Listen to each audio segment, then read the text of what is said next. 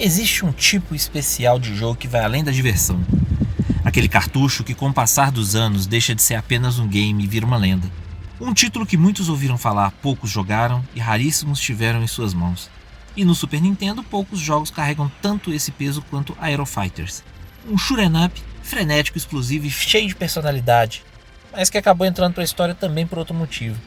Hoje ele é considerado um dos jogos mais raros e valiosos do Super Nintendo. Mas afinal, como um jogo de navinha virou uma das maiores relíquias do colecionismo retrô? É exatamente isso que vamos descobrir hoje. Então já deixem o like, se inscrevam no canal e ativem o sininho. Preparem-se para aquela nostalgia, porque hoje a gente vai mergulhar em mais uma daquelas joias esquecidas dos anos 90. Bora pro vídeo?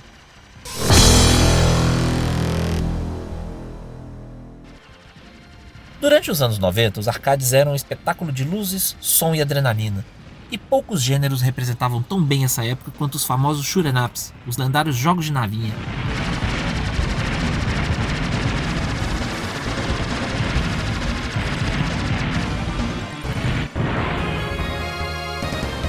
A gente vivia numa era dominada por explosões na tela, chefes gigantescos, chuvas de projéteis e trilhas sonoras eletrizantes. Foi nesse cenário que nasceu Sonic Wings, conhecido no ocidente como Aero Fighters. Desenvolvido pela Video System, uma empresa japonesa que talvez não tivesse o mesmo nome gigantesco da Konami, Capcom ou SNK, mas que deixou sua marca no gênero de arcade. Lançado originalmente nos arcades em 1992, a Aero Fighters rapidamente chamou a atenção por um detalhe importante. Ele não tentava ser apenas mais um shooter. O jogo misturava ação intensa com humor, personagens caricatos e uma personalidade completamente única. Enquanto muitos jogos do gênero apostavam num tom futurista e sombrio, a Aero Fighters colocava personagens exagerados lutando contra uma ameaça mundial.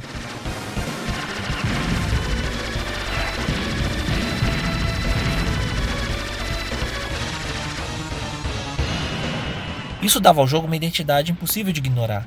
Mas foi em 1994 que aconteceu algo inesperado. A Aero Fighters chegou ao Super Nintendo. E aqui começa a grande parte que transformaria o game numa verdadeira lenda, porque diferentemente de outros clássicos do Super Nintendo que receberam campanhas massivas de distribuição ampla, a Aero Fighters chegou discretamente, muito discretamente. A publicação ocidental ficou nas mãos da Mako River, uma empresa pequena e pouco conhecida. Resultado: baixíssima distribuição, pouquíssimas cópias produzidas e praticamente nenhuma divulgação. Na época isso parecia apenas um lançamento comum e pouco relevante, mas décadas depois isso se transformaria em ouro puro para colecionadores.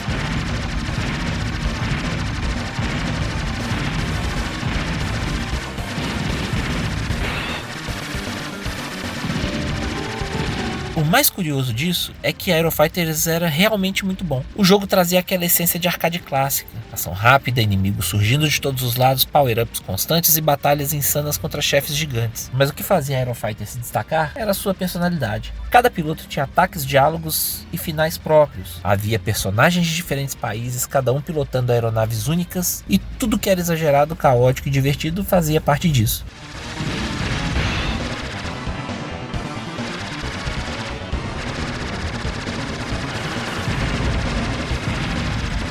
O ritmo era praticamente perfeito, as fases eram curtas, intensas e cheias de variedade visual. Você atravessava cidades, oceanos, fortalezas e bases inimigas, enquanto a tela explodia em tiros e efeitos. E mesmo sendo um porte de arcade, o Super Nintendo conseguiu entregar uma experiência extremamente sólida. Claro que com algumas limitações técnicas, mas nada que influenciasse no sucesso que esse jogo viria a fazer.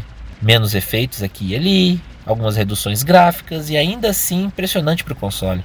Outro detalhe importante era a atmosfera. A trilha sonora de Aero Fighters tinha aquela energia arcade típica dos anos 90, muitas músicas aceleradas, vibrantes e cheias de tensão. Tudo contribuía para aquela sensação clássica de fliperama.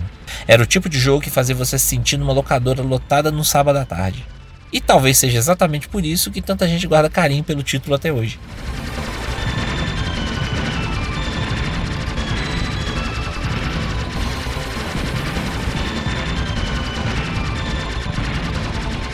Agora a gente chega num ponto principal. O que fez a Aero Fighters virar uma lenda do Super Nintendo e uma raridade tão absurda? Foi a combinação de vários fatores, como a baixíssima tiragem, o jogo teve distribuição extremamente limitada no ocidente, um gênero shoot'em up que já era nichado naquela época, e mesmo nos anos 90, jogos de navio não vendiam tanto quanto plataformas de luta ou RPG. O lançamento dele foi tardio, em 1994 o mercado já começava lentamente a olhar para a próxima geração.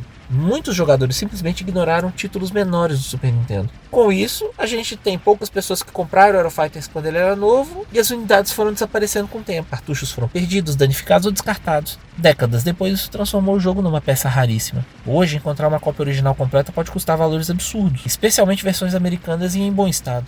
E por isso, a Aero Fighters virou alvo constante de falsificações e reproduções. Muitos cartuchos vendidos atualmente são reproduções, o que faz os colecionadores analisarem detalhes minuciosos de etiqueta, placa interna e acabamento. Mas diferentemente do que muitos imaginam, a franquia continuou. A Aero Fighters recebeu sequências, nos arcades e também nas plataformas da SNK, principalmente no Neo Geo. Sonic Wings 2, 3 e outros títulos derivados ajudaram a manter a franquia viva durante anos 90.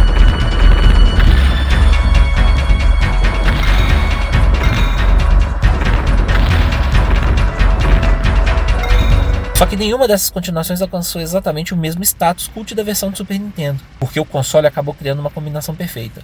Um ótimo jogo, com uma distribuição mínima e o fator nostalgia. Hoje, a Aero Fighters é muito mais do que apenas um shooter.